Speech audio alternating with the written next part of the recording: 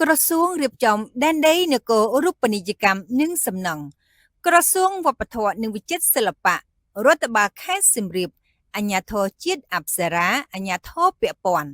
បានផ្លាស់ប្តូរមតិយោបល់គ្នាលើគោលការណ៍ក្នុងការតាក់តែងប្លង់គោលនៃការប្រើប្រាស់ដីនៅក្នុងតំបន់បេតិកភណ្ឌពិភពលោកអង្គរនិងការកំណត់ការចុះទៅបញ្ជាក់ប្លង់គោលនៃការប្រើប្រាស់ដីដើម្បីកសាងការឯកភាពរវាងបងប្អូនប្រជាពលរដ្ឋដែលកំពុងទៅរស់នៅក្នុង114ភូមិអាជ្ញាធរដែនដីនិងអាជ្ញាធរអប្សរានេះបើយោងទៅតាមកិច្ចប្រជុំអន្តរក្រសួងស្ដីពី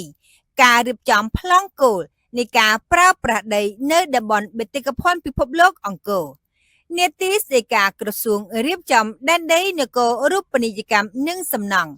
នៅថ្ងៃទី2ខែតុលាឆ្នាំ2025នេះ